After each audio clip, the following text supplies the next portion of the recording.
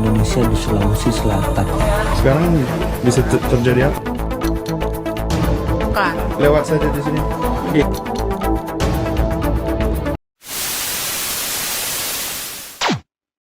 Assalamualaikum warahmatullahi wabarakatuh. Kembali lagi bersama kami Podklik, Podcast Kilas Bali. Di mana pada hari ini kita kedatangan narasumber yaitu Teh Rahma. Kita tanya-tanya dulu ya. Teh, bagaimana kabarnya hari ini? Alhamdulillah baik, Alhamdulillah ya. Teman-teman, dari kemarin kita sudah melaksanakan episode 1, 2, dan 3. Dan hari ini, di mana episode terakhir, kita akan membahas dan ngobrol-ngobrol ya mengenai disintegrasi Indonesia, khususnya mengenai topik organisasi Papua Merdeka. Nah, teman-teman, walaupun Indonesia ini sudah merdeka selama 78 tahun, akan tetapi berbagai pemberontakan dan gerakan separatis itu masih kian terjadi sampai sekarang. Salah satunya berasal dari organisasi Papua Merdeka ini. Nah, kita tanya dulu ke narasumbernya, Teh, sebenarnya apa sih pengertian dan tujuan dari organisasi Papua Merdeka ini? Baik, jadi organisasi Papua Merdeka atau OPM ini tuh gerakan OPM ya, Teh? Ya, Disingkat OPM. Kalau gerakan yang dimana mereka menginginkan kemerdekaan untuk Pulau Papua, kemerdekaan yang berdaulat. Mereka tuh menginginkan negara yang memisahkan diri dari NKRI, Kesatuan NKRI ini. Nah, ada 3 kelompok utama dari OPM ini tuh. Yang pertama yaitu kelompok di mana mereka bersekolah di Indonesia untuk mendapatkan ilmu lalu memprotes tentang keinginan mereka untuk merdeka. Kelompok yang kedua, kelompok kecil di mana mereka tinggal di luar negeri untuk mendapat pengakuan de jure dari luar negeri, termasuk PBB, ASEAN maupun gerakan non-blok. Nah, yang terakhir, anggotanya lumayan banyak ya kalau ini. Kelompok yang melakukan kekerasan kriminal OPM ini tuh paling banyak di kelompok yang ketiga, kayak gitu. Oh, jadi organisasi Papua Merdeka ini bisa disingkat OPM ya. Tujuan dari pergerakan organisasi ini karena mereka ingin terpisah dari negara Republik Indonesia dan ingin mendirikan negara mereka sendiri dan mandiri gitu ya, ingin terpisah dari NKRI gitu ya, Teh. Nah, kemudian apa sih yang melatar belakangi munculnya organisasi tersebut? Kalau ditilik dari latar belakang sejarah berdirinya OPM ini tuh dimulai tahun 1961, di mana semua kekuasaan penjajahan Belanda, yaitu Hindia Belanda, menjadi negara Indonesia. Tapi Belanda tuh sangat berat untuk mengambil keputusan tentang Pulau Papua karena Pulau Papua ini memiliki keuntungan yang besar bagi Belanda, di mana di Pulau Papua terdapat emas yang melimpah, perak, dan tembaga. Sampai dari tahun 1945 sampai 1961, Pulau Papua ini masih Indonesia bukan, Belanda bukan, masih kayak abu-abu kayak gitu. Oh, jadi masih ada keterkaitan dengan Belanda ya, Teh? Iya, bener. Sampai pada puncaknya tahun 1961, Papua menginginkan kemerdekaannya sendiri. Ya udah, aku mau sendiri aja kayak gitu ya. Kayak ya udah nggak apa-apa, dibantuin sama Belanda juga, bikin konstitusi, undang-undang, sama lambang bendera. Lambang OPM itu tuh bendera bintang kejora. Jadi di bendera itu ada bintang kejoranya. Nah, di sana tahun 1962 Indonesia mulai agak kayak, oh kenapa ini ada organisasi terlarang dibawa ke kancah internasional, disebut New York Agreement. Itu di dalam naungan PBB. Nah, di sana ada Indonesia, Belanda, sama Papua. PBB menyarankan untuk membentuk unit khusus untuk permasalahan ini, yaitu UNTEA.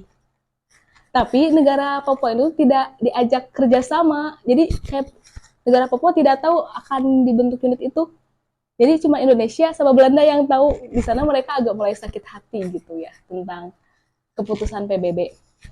Di tahun 1963 menjadi cikal bakal OPM karena UNTA ini ternyata memenangkan Indonesia. Jadi Pulau Papua berhasil dimenangkan oleh Indonesia. Belanda ya kalah, maksudnya jadi kayak gak berhasil menaklukkan Pulau Papua ini. Kelompok-kelompok muncul yang merasa sakit hati ataupun dendam karena mereka menginginkan kemerdekaan, mulailah membentuk markas. Markas pertama itu ada di Victoria. Nah, ada 2 fraksi munculnya OPM tahun 1963 ini tuh. Yang pertama fraksi dari Asep Demoktari di Jayapura. Jadi OPM itu dibentuk di Jayapura tahun 1964. Tapi di wilayah lain juga terbentuk juga OPM di Manokwari, tapi dengan pemimpin Terianus kayak gitu. Oh, jadi lebih jelasnya ini gimana Teh? Kayak pencetus dari organisasi Papua Merdeka ini itu siapa gitu? Jadi gak ada pencetus tunggal, tapi di ada. sini ada 2 tokoh penting yang berhasil membentuk OPM kayak gitu. Yeah.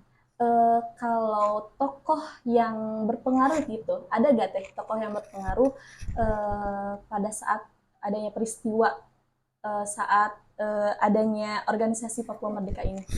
Tentunya ada ya, kayak organisasi paling tokoh penting untuk organisasi Papua Merdeka itu tuh dua orang, yaitu Seth Job sama Jacob Prai. Jadi 2 itu tuh cendekiawannya orang Papua yang bikin undang-undang sama bendera. Jadi mereka tuh mencetuskan 1 Desember sebagai hari kemerdekaan Papua dengan negara bernama Papua Barat. Jadi 6 provinsi, isi 6 provinsi di Papua menjadi Papua Barat, negara Papua Barat. Kayak gitu. Jadi 1 Desember hari kemerdekaan Papua Barat. Kayak gitu. 2 orang ini ya pencetusnya. Jadi setiap 1 Desember diperingati sebagai Hari kemerdekaan Papua Barat. Papua Barat. Kayak gitu. Mungkin ada gak Teh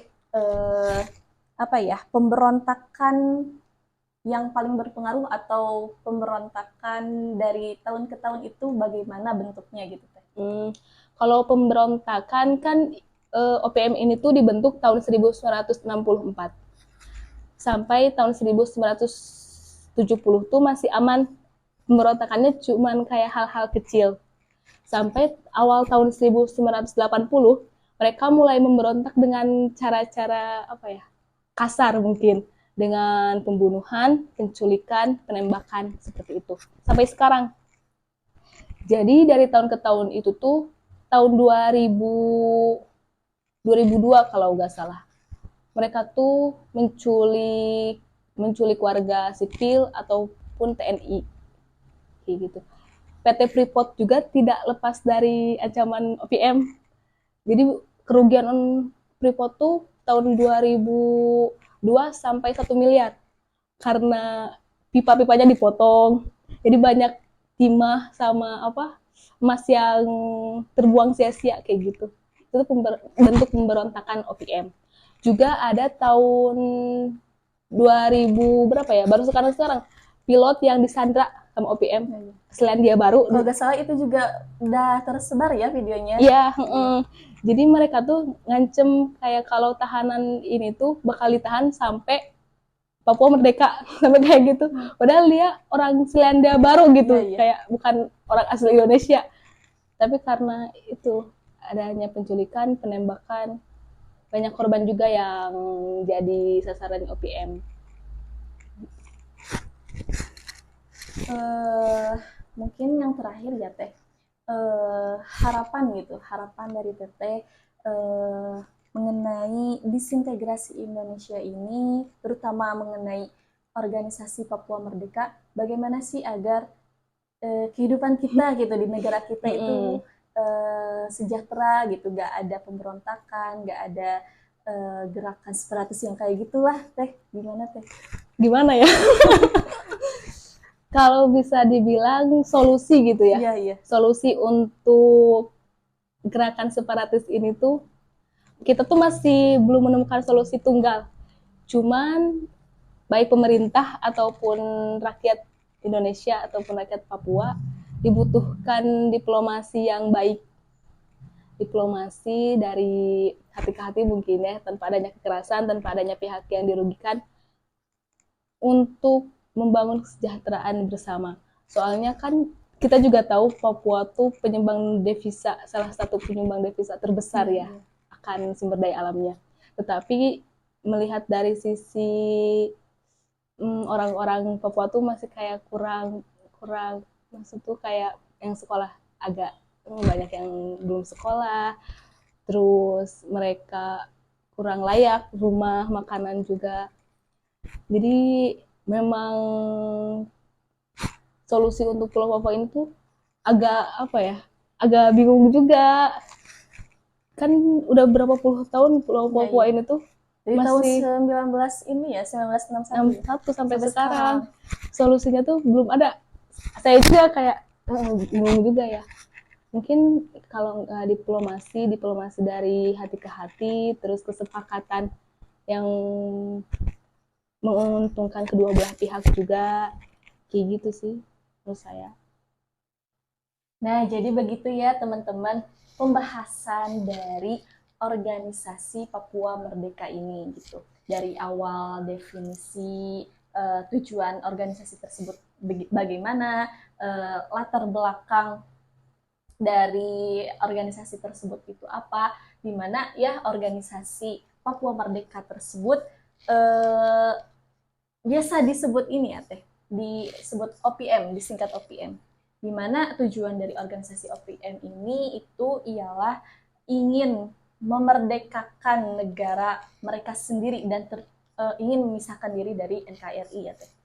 Nah, tadi juga disebutkan mengenai tokoh pengaruh dan pencetus dari organisasi Papua, di mana tokoh pencetus dari tokoh pencetus tersebut OPM itu ialah Aser Demokrati dan Terianus. Kemudian kalau tokoh yang berpengaruhnya itu ialah Sep Job Koret dan Jacob Frey. Ya, nah, mungkin harapan agar supaya tidak terjadi pemberontakan kembali, semoga gitu ya, dari organisasi Papua Merdeka ini tidak terlalu melakukan pemberontakan di negara ini, agar negara kita itu aman, damai, sejahtera gitu ya, dan terbebas dari konflik-konflik yang kian terjadi. Mungkin yang terakhir ya Teh, tolong berikan closing statement-nya. Silakan Teh. Kalau secara umum OPM itu kelompok yang menginginkan kemerdekaan Papua dari Indonesia. Nah, mereka kenapa menginginkan kemerdekaan? Merasa bahwa integrasi masuknya Papua ke Indonesia dengan cara yang tidak adil bagi mereka, tidak adil dan salah. Mereka juga berpendapat bahwa mereka tuh berbeda dari Indonesia, mulai dari budaya maupun adat istiadat, kebiasaan. Jadi bagi mereka bahwa mereka gak seharusnya masuk menjadi kesatuan Republik Indonesia.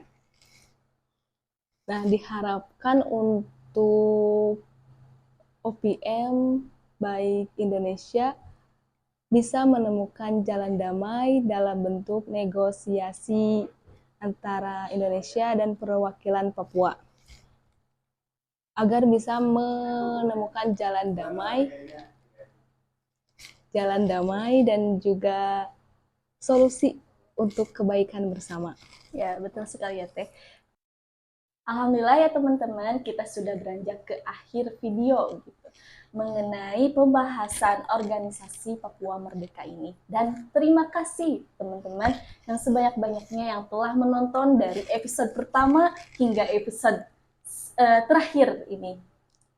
Dan mudah-mudahan apa-apa yang telah kami sampaikan, apa-apa yang telah kami bahas, mudah-mudahan bisa bermanfaat khususnya bagi kami dan umumnya bagi kita semua, dan semoga mengenai disintegrasi Indonesia ini bisa menjadi pelajaran, menjadi ilmu bagi kita semua, dan mudah-mudahan bisa terbentuk persatuan di negara kita ini sehingga terbentuk negara yang aman, damai, sejahtera dan terhindar dari berbagai konflik dan pemberontakan gitu ya. Terima kasih Teh atas materinya yang telah disampaikan. Mudah-mudahan bermanfaat. Kita tutup dengan Alhamdulillahirabbil alamin. Assalamualaikum warahmatullahi wabarakatuh. Dadah.